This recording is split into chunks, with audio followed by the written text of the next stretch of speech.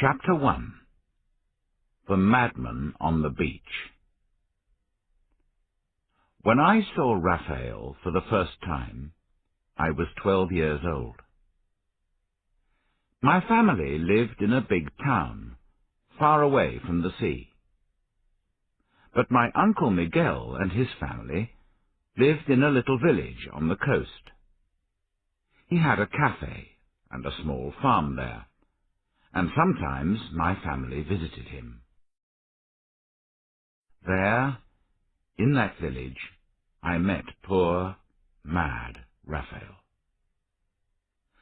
I didn't know then who he was. I didn't know why he was mad. I knew nothing of his strange and terrible story. Now, 14 years later, I know exactly what happened. But Raphael is dead. Why should I tell people his terrible secret? Only I know what happened to Raphael. Only I know what happened to the young and beautiful Anita, and to the soldier.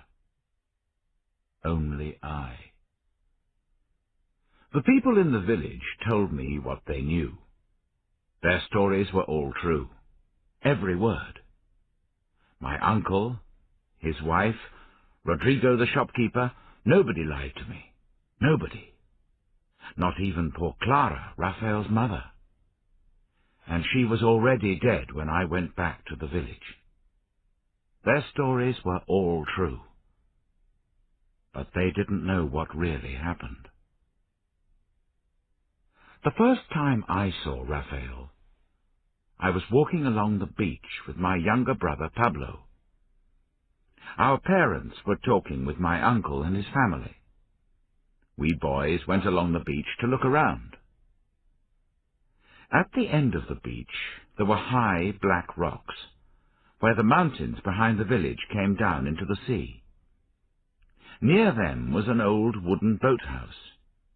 It had no doors. The roof was broken at one end and open to the sky. Inside there was an old wooden fishing boat. My brother and I looked inside. The sand was deep and soft on the floor. Suddenly, in a corner behind the boat, something moved in the shadows. It was a dirty young man with long hair and a beard. He stood up and looked at us. His eyes were open, but empty. He looked at us, but he didn't see us. He was very thin. He put one hand to his neck. I saw something shining under the dark beard. There was something small and bright on a thin fishing line round his neck. He pulled it out to show us. It was a small gold ring in the shape of a fish. Suddenly he spoke. His voice was clear, but thin and high. He spoke words, but they didn't mean anything. "She gave me the golden fish," he said. "She gave it back to me." Then he laughed.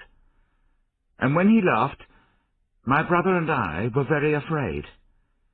He laughed and laughed, but his eyes were big and sad. We ran out of the boathouse. The thin young man came out behind us. He stood in the sunshine and laughed. "She gave me the ring," he shouted. "I still have it." Some little boys from the village came running. Some of them threw stones at the thin, dirty man.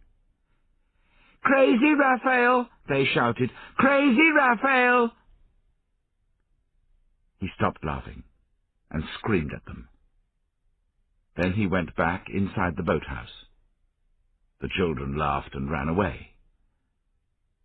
We went back to my uncle's house. "Who is that crazy man on the beach?" we asked. The children called him Raphael.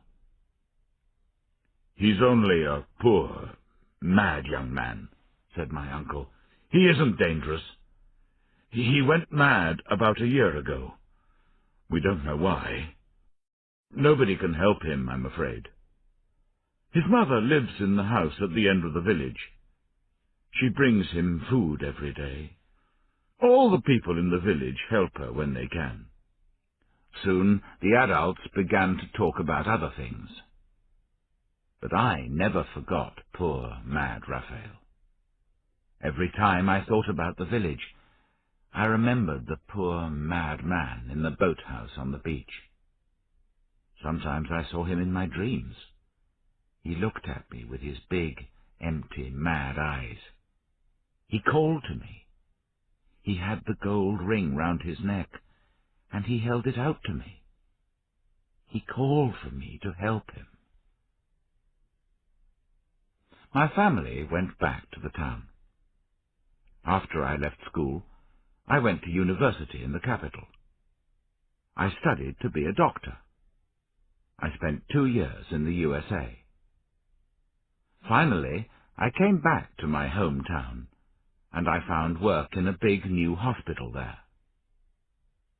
In all those years, I never went back to the village. But then one of my uncle's sons got married, and all my family went there for a few days. There were many changes in the village. 12 years of change. There were new stone houses. There were new, brightly painted fishing boats along the beach, a lot of them with engines. My uncle had a big, clean, new cafe with tables and chairs, and a television in the corner. It was all very different from the village that I saw as a boy. I went down to the beach on my first afternoon in the village. I wanted to see again the place where I first saw Raphael. I couldn't believe it. The old boathouse and the boat were still there. The boat was in pieces now, but the boathouse was bigger and stronger. There was some new wood on the walls and a new roof on it. I walked along the beach and felt the soft sand under my town shoes. There was a man sitting near the old boathouse. He was looking at the sea. He had long hair and long, thin legs. I came closer, and he suddenly looked round at me. It was Raphael. I saw again those same wide, crazy, sad eyes, the eyes from my dreams. He was 12 years older. His hair and beard were beginning to go grey, but they weren't as long and dirty as before. His face was very thin, and he looked ill. His clothes were old, but clean. "How are you, Raphael?" I called, smiling. He put his head on one side and looked at me. His mouth opened, and he smiled. A thin, brown hand moved up to his neck. "She gave me the golden fish," he said. His voice was flat and empty. He coughed suddenly, a deep, dry cough. Then he looked with sad, yellow eyes at the bright, empty sea. I went back across the soft white sand to my uncle's house. I had an idea in my head. I was a doctor now. Perhaps I could find out what was the matter with this poor man. I could give him the best help that modern medicine could give him. I told my uncle what I wanted to do. There are special hospitals now in the capital for people like Raphael. I can take him there. If I can make him well, I will. If not, he can stay in a hospital there. He will have a bed, good food, nurses all the time. It's not good for him to sleep on the beach. He looks ill. I asked him to tell me about Raphael. He told me everything that he knew. It was a long and strange story. I wrote it all in a notebook. I wanted to help the poor madman to get well. this, I had to know everything about him. Chapter 2. Raphael's Father and the Sharks, told by my uncle. Raphael was born in the village, my uncle said. His father was called Manuel, and he was a fisherman. His mother, Clara, is also dead now. She was the sister of my own wife, Rosa. Raphael was their only child. He was a fine boy, never ill, good-looking, healthy and strong. When he was about 8 years old, his father was killed. It was a terrible thing for the young boy. He was there and saw his father die. They were out in their boat, fishing with some other men from the village. I don't know what happened exactly. Something happened to the fishing nets. Perhaps they were caught under the boat. Manuel went into the water to do something with them. Suddenly, a shark attacked him. It was a complete surprise. The other fishermen could do nothing to help him. It was a big white shark. It came up from deep water and bit off one of Manuel's legs, a clean bite above the knee. The other men pulled him into the boat. The blood from his leg ran deep in the bottom of the boat. The men put a shirt round the top of his leg. They tried to stop the blood, but it was impossible. They say that Manuel was calm at first. He felt no pain. He smoked a cigarette, and he talked to little Raphael in the boat next to him. But after a few minutes he went very white. Then he began to feel very cold. The men covered him with their clothes to keep him warm, but he became very weak and sleepy. Suddenly he put his hand on Raphael's head. "Be a good son," he said. His voice was terribly tired. "Help your mother." Then he fell asleep, and in a few minutes his heart stopped. After that, Raphael and his mother, Clara, lived alone in their house at the end of the village. Manuel's brother, Ricardo, helped Clara with money. All the people in the village helped her. Manuel was a good man. We always help our people when they need it. In a few years, Raphael was older and started to work. He became a fisherman too. He and his mother were poor, but he could earn enough money for them both. Raphael was a fine boy. He became a good fisherman, but he always hated sharks because of what happened to his father. Every few months he did something very strange. When anyone in the village killed an animal for meat, Raphael asked them for the skin and the stomach. He took the insides of the animal that nobody wanted.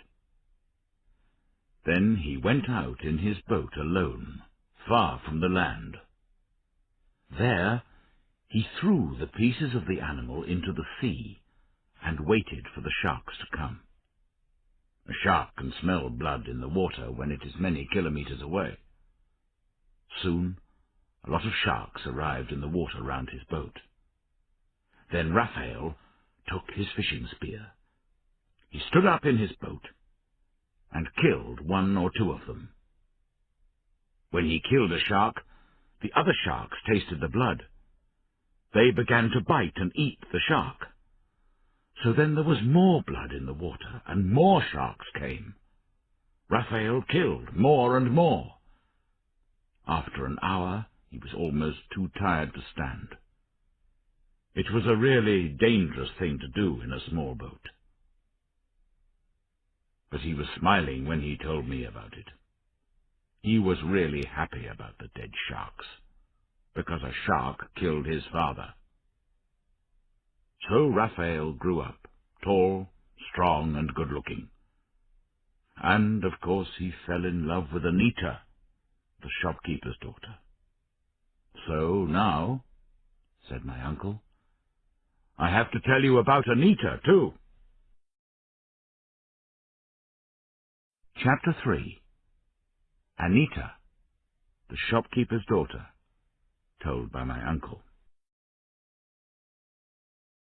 Anita was a beautiful child, my uncle continued. I know most children are beautiful, but she was the most beautiful child that I've ever seen. Everyone loved her. Little children, old people, men and women, they all loved Anita. They smiled when they saw her.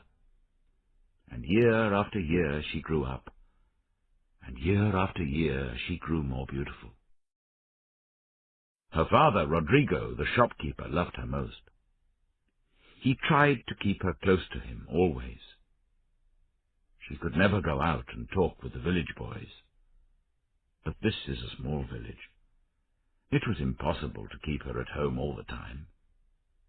She was a good girl, but all the young men dreamed of her and wanted to marry her. She was not only beautiful, she was clever too. Her father could read and write. Most of the people in the village couldn't. We had no school in the village in those days. So Rodrigo taught Anita to read and write. He often went into the town to buy things for his shop. Then he brought back picture magazines and small storybooks for her. Anita was very good at reading and telling stories. She remembered everything that she read. When she was only 9 or 10, she often sat near the house under a tree with a book. There she read or told stories to her little brothers and sisters. Soon the other children of the village came and sat round her. Some of the fishermen, old and young, sat on the beach near the shop too. They liked to listen to little Anita when she told her stories. Of course, Rodrigo had big plans for Anita. He was so proud of her. He wanted her to marry someone rich and important, perhaps a man from the city who was able to help Rodrigo's business. Everyone knew one thing for sure. He didn't want Anita to marry anyone from the village. Raphael loved her very much. They say Anita loved him too. But there was no hope for him. Rodrigo didn't want a poor fisherman to be Anita's husband. Poor Rodrigo. He loved Anita, and he had great hopes for her. When she ran away, it was terrible for him. He still doesn't talk about it. Not a word. Not after all these years. For him, he says, Anita is dead. He has no daughter of that name. But where did she go? I asked my uncle. Someone knows. And why is Raphael mad? Not because Anita ran away from home. She didn't run away with him, did she? No, she didn't, answered my uncle. That's for sure. Nobody knows where she went. But Raphael stayed in the village. And that was the time when he went mad. I believe that Anita ran away with the soldier. I think they're married. They're probably living in another town far away. But that's only my opinion. I don't really know. The soldier? What soldier? I asked. My uncle smiled and looked at his watch. It's a long and strange story, he said. Chapter 4. The Soldier, told by my uncle. The soldier, said my uncle, came to the village about 3 months before Anita ran away. She was 16 years old then, and Raphael was 18. The soldier was a strange man. His real name was Carlos, but everyone called him the soldier. He told us about his life. "I've been a soldier all my life," he told us. "I was in Cuba for 6 years. Then I fought in Africa and many other places. I've seen the world, my friends." He had 1,000 stories, but nobody ever knew where he came from. He was very handsome, with bright eyes and long dark hair. He was a soldier, a sailor, a fisherman, everything. He had a small boat with an engine. That was unusual in those days. He worked for nobody. He went where he wanted to. He did what he wanted to. He bought things and sold things. He could get anything that you wanted for a price. He sailed into our village late one afternoon. He anchored his boat a few meters from the shore and walked up the beach. I never knew what he came for. It was just a small thing that he wanted, probably. First he went to Rodrigo's shop. Then he came to my cafe and sat for an hour and talked. And there he saw Anita, sitting by the corner of the shop. The children were all round her on the ground, and she was telling them a story. He sat outside the cafe and talked for an hour or more about this and that. But his eyes never went far from the little group of children. At last he asked me, "Is that girl your school teacher?" I laughed and said, "No, she's just the shopkeeper's daughter. She's only 16. She's not much older than a child." He left the village late in the afternoon, before it got dark. He walked through the water to his boat and climbed in. We watched him start the engine. The boat moved away round the rocks at the end of the beach. Everyone in the village stopped what they were doing. Anita, too, stopped in her story. Everyone watched the strange thing, a boat that went without a sail. Of course, he came back. I told you, no man could ever forget Anita. A week or two later his boat arrived again, and the good-looking stranger went to Rodrigo's shop. He bought a few things and talked with Rodrigo. Then he came to the cafe again. He had a drink and a talk with me. Then he went off again along the coast. Soon he came twice a week, on Thursdays and Sundays. He made friends with the people of the village.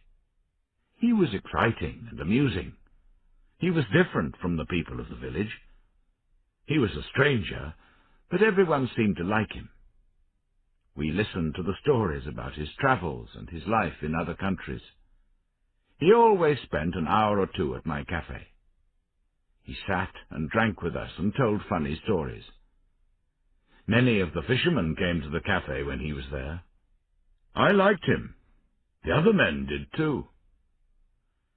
He often brought little presents for people. He brought me a little cassette player one day. It was something new for us. We had no electricity in the village then, and we knew very little about the outside world. He showed me how it worked. Then he brought me new batteries for it every 2 weeks. He gave me some cassettes for it, too, of music from the cities, dance music from Latin America and Mexican love songs. "A cafe must have music," he said. "Music for the customers to enjoy." After that, I kept the little cassette player on the bar. Every time the soldier came to the cafe, I played some music for him. When the cafe was busy, I played music for the people of the village, too. He brought a paraffin lamp for Rodrigo to put in his shop. It was a very bright light. No house in the village had a light like it. The soldier was becoming very good friends with Rodrigo. Then, early one Monday morning, we heard a terrible noise from Rodrigo's house. He was shouting, his wife was screaming, and the children were all crying. It seems Anita wasn't in the house. Her bed was cold and empty. There was no note from her, not a word. Rodrigo wanted to get the police. "Somebody has stolen my daughter," he said. "Somebody has taken her away in the night, dead or alive." But then they found that her little box was empty. Anita's best clothes and favorite things weren't there. Even her little storybooks were gone. So Rodrigo stopped talking about bringing the police. For a few days he was terribly angry. He spoke wildly and fought with everyone. Nobody could speak to him. Then, suddenly, he seemed to cut her out of his life. He never spoke her name again. He still doesn't talk about her. Only a brave man speaks Anita's name in front of him. We never saw the soldier again. He was here on the Sunday afternoon and evening. He usually was. He spent most of the evening in the cafe listening to the music. Then he left at about 10 o'clock. I watched him go out to his boat. It was dark. There was no moon. But I heard him start his engine and go off to the west. And the next morning Anita was gone. And we never saw her or the soldier again. So I, and most people in the village, believed that she ran away with the soldier. Nobody knows how they did it. We never saw him talk to her for a minute in the village. I think he waited for her in his boat along the coast, and she went to him in the middle of the night. Most of us believe they are living together somewhere, maybe with their own children now. But why did Raphael go mad? I asked my uncle. Who knows? He replied. Perhaps he went mad because he loved Anita. Then she ran away with a soldier. Who can say? He did love the girl very much. I knew it, and his mother did too. But marriage was impossible because Raphael was a poor, fatherless fisherman. But a man doesn't go mad for 13 years because a girl runs away from home, I said. Men often lose their wives, their children. People die in accidents. This doesn't make other people crazy. Rodrigo lost his favorite daughter, the light of his life, but he didn't go mad. Who can say? Said my uncle again. Who knows why things happen? Why does a man go mad? We know that Raphael was in love with Anita. He loved her for a long time before the soldier came to the village. We know that because of the gold ring. Ah, yes, I said. Tell me about the gold ring that Raphael wears round his neck. It's clearly a very important part of the story. Chapter 5. The Gold Ring, told by my uncle. Raphael, said my uncle, was in love with Anita. He wanted to marry Anita when she was only 15 or 16. His mother went to see Rodrigo to talk to him about it. I heard that Rodrigo was very polite to her. I'm sorry, he said. Anita is going to marry a rich businessman in the city.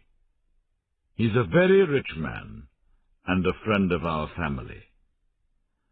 Your son Raphael is a fine boy, but he's too young to get married, and he has nothing to give her, nothing at all. Raphael was very sad when he heard about Anita and the businessman. Then, after a few weeks, he suddenly left the village and went to the port on the coast. I'm going to find work in the port, he said to his mother. I want to see something of the world outside this village. I'll come back in a month or two. He put his few things in his boat and sailed along the coast to the port. It was 6 months before we saw him again. 6 months? What did he do there for 6 months? I asked my uncle. You're lucky, he replied. I can tell you. Raphael came to the cafe one evening. There were no other customers that night, and he told me about his time in the port. This is what he told me. Raphael stayed in the port all the time, my uncle said. He slept in his boat on the beach. Sometimes he bought fruit and vegetables from the market after it closed. They were very cheap then. He worked for anyone. He did anything. He carried things for people. He loaded and unloaded boats and lorries. Every morning, very early, he went fishing. Then he sold the fish on the beach before he started work. Slowly, very slowly, he began to save some money. Raphael met an old goldsmith in the town. He was a good old man. Raphael helped the goldsmith when he could. He cleaned his shop for him and brought packages and messages for him. He talked to him and made coffee for him. He watched him while he was working. Soon he became a good friend. Raphael never took any money from the old man. He never asked for any. Then, one day, the goldsmith asked Raphael what he wanted. He knew he wanted something, and Raphael told him. I want a gold ring for a girl in my village, he said. It must be in the shape of a fish, a long fish with its tail in its mouth. How much will this ring cost? I have some money. I know it's not enough, but I'll work for you until I've paid for it. The old goldsmith made the ring for him. I'm sure Raphael paid much less than its real cost, but it took 6 months of hard work to pay for it. Soon after Raphael came back to the village, he went with his mother to see Rodrigo. This time Raphael spoke for himself. Senor Rodrigo, he said quietly, my father is dead, and my mother is poor. But I'm hard-working and honest, and I'll be a good husband to Anita. One day I'll be a rich man like your friend in the city. But I'll be a better husband to Anita than the businessman, because I love her with all my heart. Then he gave the gold ring to Rodrigo as a present for Anita. Of course, Rodrigo didn't agree to a marriage between Anita and Raphael. He gave the ring back to Raphael. I'm sorry, he said, but Anita will marry the businessman in a year or two. That is decided, and I am not going to change my plans. So Anita never got the ring? I said to my uncle. After all that work and time, he couldn't give it to her. He still has it, on a piece of fishing line round his neck, my uncle said. And when did the soldier come to the village for the first time? A few months after Raphael came back from the port, perhaps. I can't remember exactly. But Raphael wasn't mad at that time.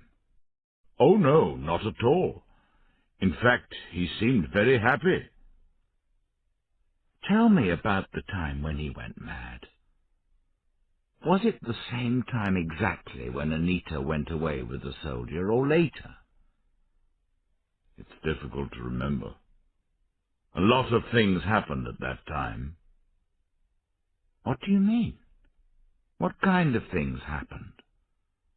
Oh, little things, strange things.